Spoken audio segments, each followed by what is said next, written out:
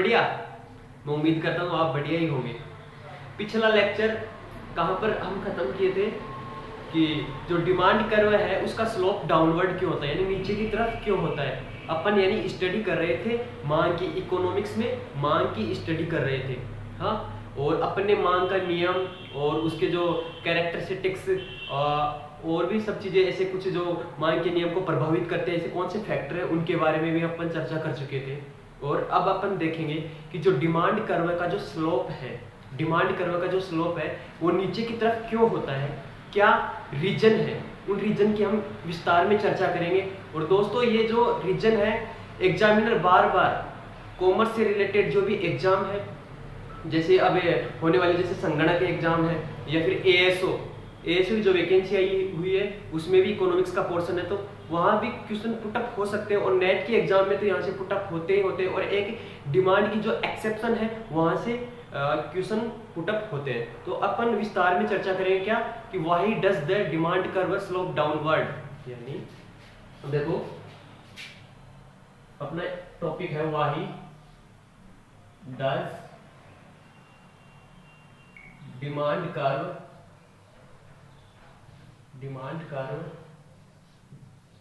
Slope downward,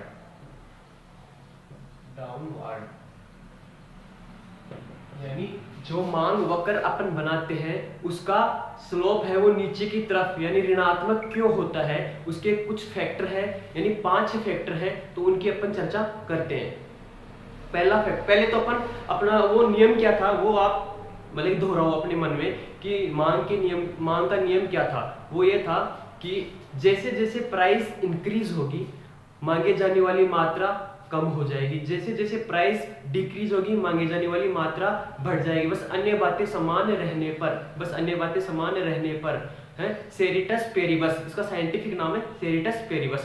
तो ये अपने नियम को अपना ये नियम अपने को अप्लाई करना है और अपने इसकी एप्लीकेबिलिटी को देखना है, यानी इसकी सक्सेस को देखना है। तो कुछ फैक्टर होते हैं वो तो अपन वहां पर चर्चा कर ही चुके थे, कौन कौन से फैक्टर थे, किन मतलब कि एजम्पशंस की वजह से वो है जो मांग का नियम लागू होता है। लेकिन कुछ कारण और है, कुछ कारण है जिनकी वजह से जो मांग वक्र होता है उसका जो स्लोप है वो डाउनवर्ड होता है, यानी नीचे की तरफ होता है, यूं नीचे की तरफ होता है। ओके, देखो पहला फैक्टर कौन सा है, बड़े ध्यान से और मन को एकाग्र करके फिर पढ़ना।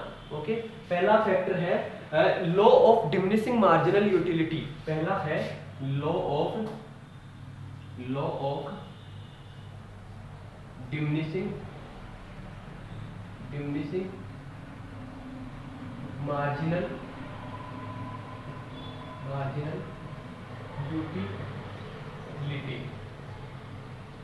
पहला है law of diminishing marginal utility, यानी पहले बात तो यह है कि अपन law of diminishing marginal utility का अध्ययन करने से पहले अपन देखेंगे कि यूटिलिटी क्या होती है। यूटिलिटी को हिंदी में बोलते हैं उपयोगिता का मतलब कि वास्तव में अर्थ क्या होता है कि किसी भी चीज का उपभोग करने पर या उसका उपयोग करने पर हमें जो सेटिस्फेक्शन मिलती है, हमें जो संतुष्टि मिलती है, वही होती है उसकी यूटिलिटी। ओके, जैसे मुझे भूख लगी है और मैंने सेव खा ली, या फिर मैंने पिज्जा खाया, मैंने बर्गर खाई है, तो मतलब ये यूनिट्स मैंने खाया ना, तो मेरी क्या हुई उपयोगिता, यानी भूख शांत हुई, तो मेरे को उससे यूटिलिटी मिली नहीं मिली, बस यही तो यूटिलिटी है। लेकिन डिमिनिशिंग मार्जिनल यूटिलिटी, डिमिनिशिंग का मतलब होता है ह्रासमान यानी घटती हुई, यानी बात ये है हमें मांग का नियम यहाँ पर लागू हुआ है, तो यानी लागू करवाना अपन ये पढ़ रहे हैं कि जो स्लोप है, जो मांग वक्र होता है उसका जो स्लोप है वो नीचे की तरफ क्यों होता है। यानी देखो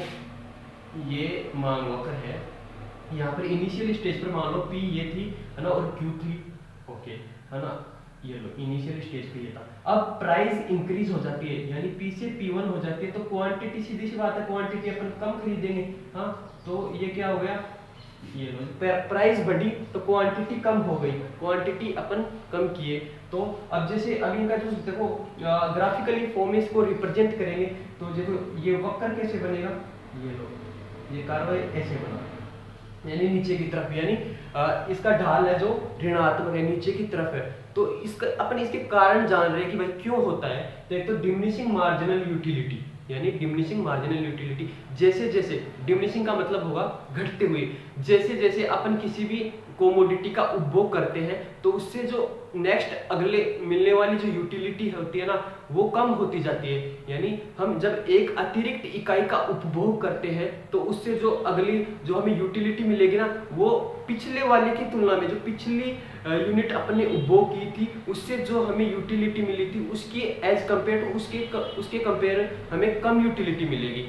समझ में आया कुछ? यानी मुझे भूख लगी है, मैंने पहला पिज्जा खाया या मैंने पहला बर्गर खाया तो मुझे सबसे ज्यादा सेटिस्फेक्शन मिला, और फिर मैं दूसरी यूनिट खाता हूँ पिज्जे की तो उससे एज जो पहला बर्गर खाया उससे कम यूटिलिटी मिलेगी। यूटिलिटी तो मिलेगी मुझे लेकिन उससे कम मिलेगी। यानी टोटल यूटिलिटी तो इंक्रीज हो रही है मान रहे, लेकिन जो मार्जिनल यूटिलिटी है ना वो कम हो रही है, वो कम हो रही है। यानी एक अतिरिक्त इकाई का उपभोग करने पर मुझे यूटिलिटी पहले वाली इकाई की कम तुलना में थोड़ी कम यूटिलिटी मिलेगी। ओके, देखो मैं आपको एक एग्जांपल के माध्यम से समझाता हूं, आप समझ जाओगे।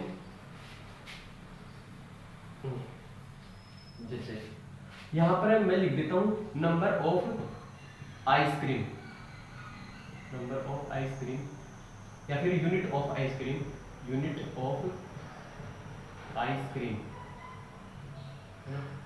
और यहां पर लिख देता हूं मैं यूटिलिटी, यूटिलिटी, यूटिलिटी, यूटिलिटी को in the form of rupees लिख देता हूं मैं। वैसे यूटिलिटी की चर्चा हम आगे चैप्टर में भी करेंगे बड़े विस्तार में कि इसको यूटिल्स में मापा जाता है, लेकिन हमें अपना वो नियम चेक करना है ना तो यहाँ पर मैं इन फॉर्म ऑफ रुपीज लिख देता हूँ ताकि इधर तो क्वांटिटी हो जाएगी और इधर हो जाएगी क्या, रुपीज हो जाएगी, ताकि फिर हमारा नियम क्या बताता है, मांग का नियम प्राइस और क्वांटिटी में तो रिलेशन बताता है, तो हमें वो रिलेशन ही तो चेक करना है। देखिए in form of, in rupees मान लो, इन रुपीज। ओके, मैं एक आइसक्रीम खाया, पहली आइसक्रीम खाया, या फिर आप तो ये समझ लो कि मैं पहली यूनिट खाता हूं तो मुझे 10 के बराबर क्या मिलती है, यूटिलिटी मिलती है। क्योंकि मैं भी बोला ना आपको कि जैसे हम फर्स्ट, जैसे इनिशियल स्टेज पर जब हम किसी भी कोमोडिटी का कंजप्शन करते हैं तो हमें सबसे ज्यादा यूटिलिटी मिलती है, क्योंकि वो हमारा इनिशियल स्टेज। क्योंकि मुझे यदि भूख लगी है तो मैं फर्स्ट बर्गर खाया तो मुझे सबसे ज्यादा सेटिस्फेक्शन मिला, हाँ, फिर दूसरा खाऊंगा फिर उससे कम मिलेगा, फिर तीसरा खाऊंगा फिर उससे और भी कम मिलेगा, चौथा खाऊंगा तो मतलब कि ये कि मैं हाँ फुल हो गया तो बस एक और खा सकता हूँ, तो वहां पर मुझे ना के बराबर यूटिलिटी मिलेगी। जहां पर प्राइस और जो मार्जिनल यूटिलिटी बराबर हो जाते हैं ना वहां तक ही एक कंज्यूमर क्या करता है, अपना कंजप्शन करता है, और उसके बाद यदि वो कंजप्शन करेगा किसी कोमोडिटी का तो सीधी सी बात है फिर तो नेगेटिव में जाएगा, या तो उसके उल्टी होगी या फिर कोई वो बीमार होगा, तो मतलब बात है वहां पर कोई यूटिलिटी नहीं मिलेगी, यानी वो बराबर नहीं, वो नीचे यानी नेगेटिव में चला जाएगा। तो देखिए पहली यूनिट से उसको 10 मिल रहे हैं, जैसे 2 यूनिट वो यदि खाया तो उसको फिर क्या होगी, अब देखो यहाँ पर यूनिट, क्योंकि यूनिट पहली है ना, फर्स्ट यूनिट, वहां पर सबसे ज्यादा उसको सेटिस्फेक्शन मिलेगा। दूसरी यूनिट फिर उसको पता है आपको 8 मिली, तीसरी यूनिट खाया तो उसको क्या मिली, जैसे 6 मिल गई, और जैसे चौथी यूनिट खाता है तो उसको यूटिलिटी मिली 3। यानी अब यहाँ पर आप देखिए इधर तो अपन नंबर ऑफ यूनिट्स बढ़ा रहे हैं, इधर तो नंबर ऑफ यूनिट्स अपन बढ़ा रहे हैं, और इधर देखिए इधर यूटिलिटी इन रुपीज, यानी इधर ये कम होती जा रही है। यानी अब अपना नियम अपने यहाँ को अपना नियम फॉलो करवाना है अपन को। देखिए प्राइस है, देखो यहाँ देखो प्राइस 10 से 8 हुई, 8 से 6 हुई ना, बढ़ रही है, यानी बढ़ रही है, अपने को अपना नियम चेक करना है। तो यहाँ पर देखो जैसे जैसे प्राइस कम हो रही है, 10 से 8 हुई, 8 से 6 हुई, तो यानी प्राइस कम हो रही है तो अपनी यूटिलिटी नंबर ऑफ यूनिट्स अपन बढ़ा रहे हैं। यहाँ पर 1 से 2 हो गई, 2 से 3 हो गई, यानी इधर तो क्या हो रहा है, जो नंबर ऑफ यूनिट है वो इंक्रीज हो रही है, और इधर जो प्राइस है ना, प्राइस डिक्रीज हो रही है, यानी प्राइस तो डिक्रीज हो रही है और जो नंबर ऑफ आइसक्रीम यानी नंबर ऑफ यूनिट्स है ना वो इंक्रीज हो रही है। तो अपना नियम यहाँ पर लागू हो रहा है ना, और इसी की वजह से अब इसको अपन एक ग्राफिकली फॉर्म में रिप्रेजेंट करेंगे तो इसका जो ढाल है वो ऋणात्मक रहेगा, यानी नीचे की तरफ रहेगा। अपना नियम यहाँ पर फॉलो हो रहा है ना, ठीक है। मैं उम्मीद करता हूँ ये पॉइंट आपके समझ में आया होगा, ठीक है। वो डस्टर आ गया, ठीक है।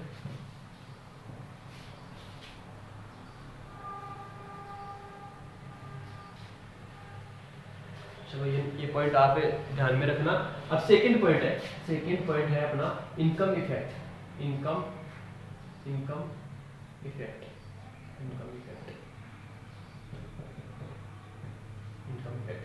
बड़ा अच्छा पॉइंट है ये भी। इनकम इफेक्ट की वजह से भी जो मांग वक्र होता है उसका जो ढलान है वो ऋणात्मक होता है। इनकम इफेक्ट, यहाँ इनकम का मतलब है रियल इनकम से लिया गया है। रियल इनकम का मतलब ये है, अपने को तो अपना नियम फॉलो करवाना है। अपना नियम क्या बोलता है कि जैसे जैसे प्राइस इंक्रीज होगी उसकी क्वांटिटी डिमांडेड कम हो जाएगी, जैसे जैसे प्राइस कम होगी उसकी क्वांटिटी डिमांडेड इंक्रीज हो जाएगी, यानी इनवर्स रिलेशनशिप है दोनों में। तो देखिए इनकम इफेक्ट कैसे कि मानो मैं आपको एक एग्जांपल के माध्यम से समझाता हूँ। मार्केट में अपन जाते हैं, वहां पर सेव मान लो 100 रुपए किलो है, 100 रुपए किलो है, ओके 100 रुपए किलो है। अब जैसे ही उसकी जैसे 100 रुपए किलो है और मैं 5 किलो सेव खरीद रहा था, ओके 500 रुपए की। अब जो सेव की प्राइस है वो कम हो जाती है, यानी अब वो 100 रुपए किलो नहीं, अब वो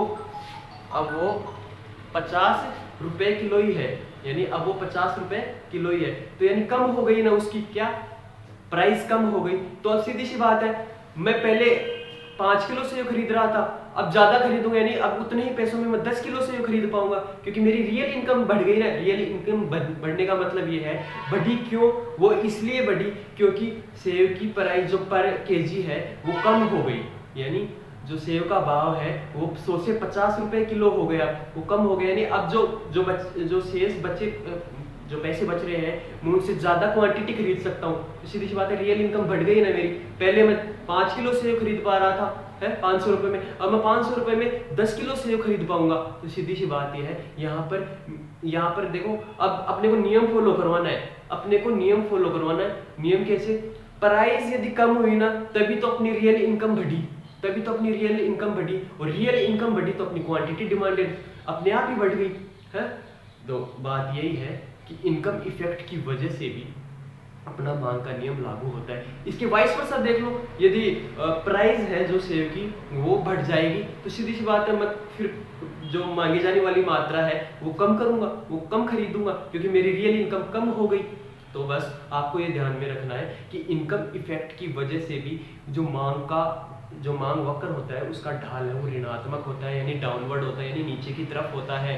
स्टूडेंट्स, हाय दोस्त, फ्रेंड्स, मैं उम्मीद करता हूँ ये चीज़ आपकी समझ में आई होगी, ये पॉइंट भी ठीक है। अब अपना नेक्स्ट पॉइंट क्या है, अब हमारा तीसरा पॉइंट है सब्स्टिट्यूशन इफेक्ट। सब्स्टिट्यूशन के नाम से ही आप समझ पा रहे होंगे कि इसका मतलब क्या है।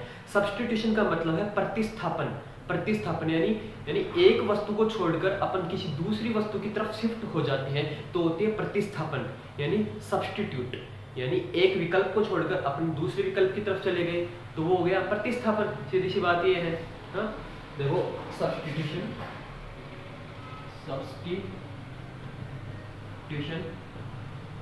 इफेक्ट। अपना टॉपिक क्या था कि जो मांग कर्व होता है उसका जो ढाल है वो ऋणात्मक क्यों होता है, और हमें ये नियम अपने को, और इन्हीं की वजह से मांग का जो कर्व है वो ऋणात्मक होता है, यानी नीचे की तरफ होता है। तो देखो क्या है पॉइंट, मैं आपको law of diminishing marginal utility के बारे में बता चुका, क्लियर हो गया होगा आपके साइड, है ना। और मैं आपको इनकम इफेक्ट के बारे में बता चुका, इसकी वजह से भी जो मांग का कर्व होता है वो नीचे की तरफ होता है। अब है हमारा सब्स्टिट्यूशन इफेक्ट, बड़ा अच्छा पॉइंट है ये। और हम ये मतलब कि सीधी सी बात ये है, एक तो होती है कॉम्प्लीमेंट्री गुड्स होते हैं ना, कॉम्प्लीमेंट्री गुड्स होते हैं, एक सब्स्टिट्यूशन गुड्स होते हैं, मतलब कि वहां पर भी मैं पहले डिस्कशन कर चुका, लेकिन अभी और बता देता हूँ। यानी जो सब्स्टिट्यूशन इफेक्ट है उसकी वजह से मांग कर्व है वो नीचे की तरफ होता है। तो जो पहले बात, अब सीधी सी बात यह है, अपने आपके दिमाग में क्लिक कर जानी चाहिए सब्स्टिट्यूशन नाम लेते कि सब्स्टिट्यूशन गुड्स कौन से होते हैं। सबसे अच्छा एग्जाम्पल है चाय और कॉफी, यानी टी और कॉफी। सीधी सी बात यह है कि यदि इनमें से किसी भी एक कमोडिटी की प्राइस यदि इंक्रीज हो जाती है तो इसका प्रभाव दूसरी वाली वस्तु की मांग पर पड़ता है, हाँ। तो मतलब वो उसकी तरफ शिफ्ट हो जाएगा या फिर उसको छोड़ देगा, तो वही तो है सब्स्टिट्यूशन गुड्स या फिर सब्स्टिट्यूशन इफेक्ट। देखो मैं एग्जांपल के थ्रू एक आपको समझाता हूँ, आप समझ जाएंगे। देखो एक तरफ मैं लेता हूँ टी, एक तरफ लेता हूँ मैं कॉफी। मानो पहले कस्टमर, कोई भी कंज्यूमर या फिर मैं, मान लो मैं एक कंज्यूमर हूँ, मैं पहले मेरा डियरर गुड्स यानी मेरा जो पसंदीदा गुड्स है वो कॉफी थी, यानी मैं कॉफी यूज कर रहा हूँ। पहले मैं कॉफी यूज कर रहा हूँ, यानी अब तक मैं कॉफी यूज कर रहा था। लेकिन अब क्या हुआ कि जो पहले मान लो इसकी जो प्राइस थी वो थी, टी की प्राइस थी मान लो 50 रुपए, है ना, और कॉफी की प्राइस थी 100 रुपए मान लो। मेरा डियरर गुड्स था कॉफी, मैं कॉफी यूज कर रहा था, हाँ। लेकिन क्या हुआ, कॉफी के टी के दाम है वो और भी कम हो गए, यानी 25 रुपए की हो गई टी। तो मैं क्या सोचा कि यार ये तो और भी सस्ती हो गई। तो बात ये है कि इसकी प्राइस कम होने की वजह से मैं जो कॉफी है ना, कॉफी इसको छोड़कर टी की डिमांड बढ़ा दिया, यानी टी की जो डिमांड है वो इंक्रीज कर दिया। यानी बात ये है, अब देखना यहाँ पर कि इसकी प्राइस में कोई चेंजेस नहीं आ रहा, कोई फ्लक्चुएशन नहीं हो रहा, लेकिन इसकी प्राइस में चेंजेस होने की वजह से मैं इसकी तो डिमांड को बढ़ा दिया, बट इसकी डिमांड को मैं कम कर दिया। अपने को अपना नियम फॉलो करवाना है और देखना है कि अपना मांग का नियम लागू हो रहा है या नहीं हो रहा है। फिर मांग का नियम यदि लागू होगा तभी तो जो डिमांड कर्व का स्लोप है वो डाउनवर्ड होगा, नीचे की तरफ होगा। तो देखिए यहाँ पर प्राइस इसकी कम हुई थी, पहले मैं ये यूज कर रहा था, इसकी जैसे ही प्राइस कम हुई यानी 50 से 25 हो गई तो मैं टी की तरफ शिफ्ट हो गया और टी का कंजप्शन ज्यादा कर दिया, यानी चाय ज्यादा पीने लग गया। तो इसकी क्वांटिटी डिमांडेड है वो मैं बढ़ा दिया, तो अपना मांग का नियम लागू हुआ ना। अब इसको मैं ग्राफिकली फॉर्म में रिप्रेजेंट करूंगा तो सीधी सी बात है वो ही निकल के आएगा। अपना ग्राफ कैसे बन के आएगा, यूं ही बनेगा, ऋणात्मक ढाल ही बनेगा इसका। ये आप ट्राई करके देखना, बना के देखना इनको 50 और 25, जैसे मान लिया यहाँ पे कुछ भी आप मान लेना क्वांटिटी डिमांडेड यूनिट्स में, तो उसका जो वक्र है ना, वो कर्व है ना, वो इसी तरह बनेगा, ऋणात्मक ढाल ही रहेगा उसका। ठीक है, ये चीज आपके समझ में आई होगी, है ना, ये चीज आपकी समझ में आई होगी। अब मैं आपको अगला पॉइंट समझाता हूँ। अगला पॉइंट है अपना इनकम इफेक्ट। क्या इनकम इफेक्ट, इनकम इफेक्ट तो मैं बता ही दिया आपको, सब्स्टिट्यूशन इफेक्ट भी बता दिया मैं आपको। अब मैं बताता हूँ डिफरेंट यूजेज ऑफ कमोडिटी, यानी different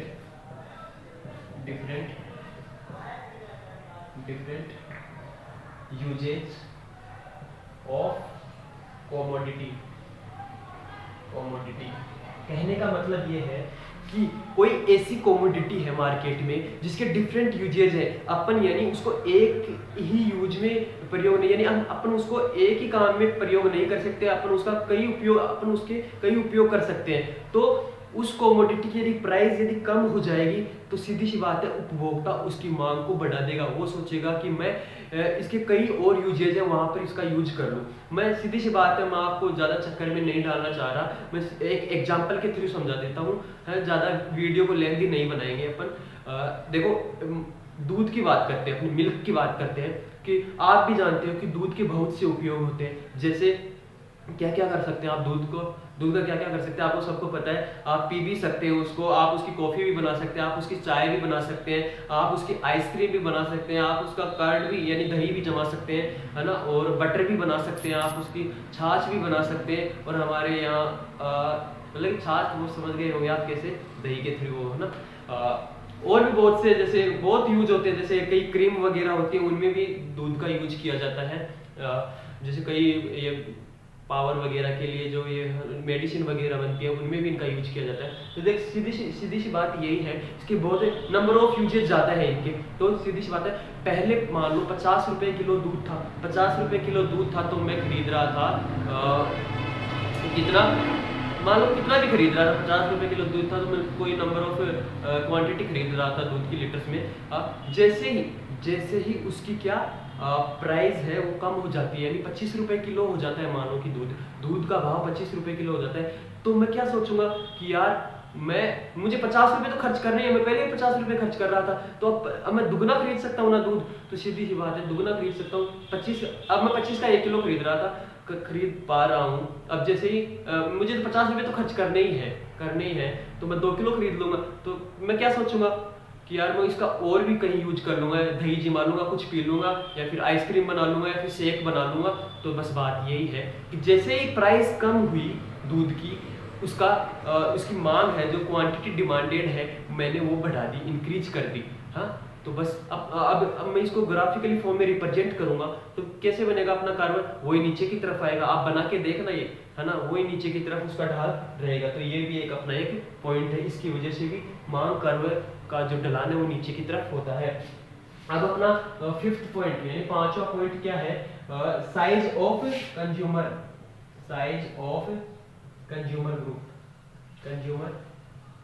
group, size of consumer group. यानी बात यह है कि किसी भी कोमोडिटी, सीधी एग्जाम्पल के ऊपर बात करेंगे अपन। यदि आप एग्जाम्पल को पकड़ लेंगे तो मैं मानता हूं कि आपके कंसेप्ट भी क्लियर हो जाएंगे। साइज ऑफ कंज्यूमर ग्रुप यानी किसी भी कोमोडिटी का कंज्यूमर ग्रुप यदि बढ़ेगा ना, तो सीधी सी बात है उसकी मांग बढ़ेगी। और वो मांग मतलब साइज कब बढ़ेगी, वो ये बताओ, जब उसकी प्राइस कम होगी उस कोमोडिटी की। तो और अपना मांग का नियम क्या बोलता है, ये तो बोलता है इनवर्स रिलेशनशिप है प्राइस एंड क्वांटिटी में। हाँ, तो देखो मैं आपको एक एग्जांपल के थ्रू समझाता हूँ। जैसे सेव है, सेव का भाव 100 रुपये किलो है।